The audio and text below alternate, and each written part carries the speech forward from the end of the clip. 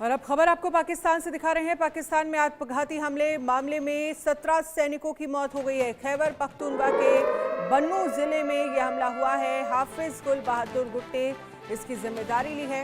हाफिज गुल बहादुर गुट ने इसकी जिम्मेदारी ली है और आपको बता दें कि इसमें 17 सैनिकों की जान चली गई है। खैबर पख्तूनख्वा इलाके में यह आत्मघाती हमला हुआ है।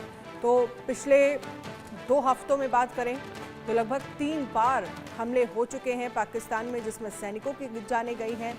इससे पहले भी आपको याद होगा बलूच लिबरेशन आर्मी की तरफ से भी अटैक किया गया, तो इसमें कई सैनिकों की जान गई थी। अब एक बार फिर से खैबर पख्तूनख्वा के इलाके में यह आत्मघाती हमला हुआ है, जिसमें 17 सैनिकों की जान चली गई है और हाफिज गुल बहादुर गुट ने इसकी जिम्मेदारी ली है। कैसे तमाम चुनौतियां इस वक्त पाकिस्तान में बनी हुई हैं, आप इस बात से अंदाज़ा लगा सकते हैं। जो दुनिया भर के लिए पाकिस्तान आतंकवाद होता रहा, अब वही आतंकवाद कैसे पाकिस्तान के लिए मुसीबतें खड़ी कर रहा है। तो खैबर पख्तूनख्वा प्रांत में ये आत्मघाती हमले में 17 सैनिकों की मौत हुई है। पाकिस्तान से ये बड़ी खबर सामने आ रही है। अजय जांडियाल इस पर ज्यादा जानकारी के लिए हमारे साथ लाइव जुड़ गए हैं। अजय, क्या कुछ जानकारी है? आत्मघाती हमला हुआ है, 17 लोगों की जान चली गई है और इसके अलावा क्या कुछ अपडेट? देखिए, बिल्कुल आपको बता दूं कि जिस तरीके से लगातार पाकिस्तान में हमले हो रहे हैं और पाकिस्तानी जो सैनिक हैं वो मारे जा रहे हैं, वो अपने आप में एक बड़ी चुनौती पाकिस्तान के लिए बन रहा है।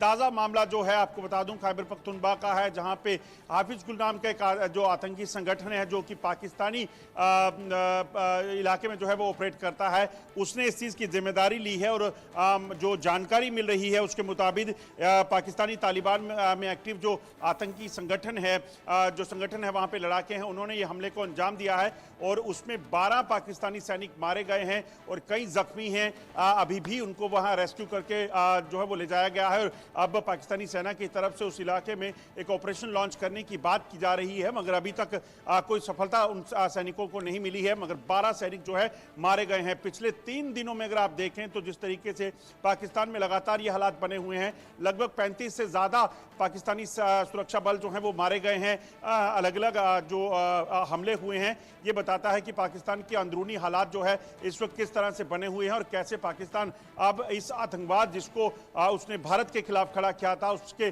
सामने अब घुटने टेक रहा है और लगातार वहां पर ये हमलों में पाकिस्तानी सैनिक जो है वो मारे जा रहे हैं।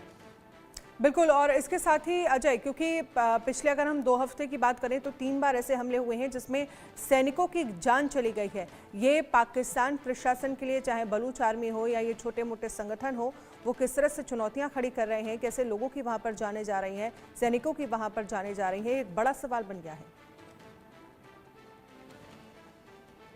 देखिए, अगर आप देखें जिस तरीके से लगातार पिछले कुछ दिनों में जो हमले हुए हैं उनकी तादाद जो बड़ी है, चाहे वो चीनी सैनिक हों, पाकिस्तानी सैनिक हों, चीनी नागरिक हों, हर किसी को निशाना बनाया जा रहा है। और खासतौर पे अगर आप देखें तो जिस तरीके से पाकिस्तानी तालिबान वजीरिस्तान में एक्टिव है, वहां पर हमलों को अंजाम दे रहा है और उसके साथ साथ बलोचिस्तान में बलोच लिबरेशन आर्मी जो लगातार वहां पर हमलों को अंजाम दे रही है, उनके हमले जो है वो रुक नहीं रहे हैं। और 40 से ज़्यादा, अगर पिछले 2 हफ्तों की बात करें तो 40 से ज्यादा पाकिस्तानी सैनिक मारे गए हैं। पिछले कुछ समय में जो हमले हुए उसमें पाकिस्तान के साथ साथ चीन के नागरिक जो हैं उसमें मारे गए हैं, जो साफ दिखाता है कि किस तरीके से हालात जो है वहां पे बने हुए हैं। और मकसद जिस तरीके से ये हमले हो रहे हैं उसमें बड़ा साफ है।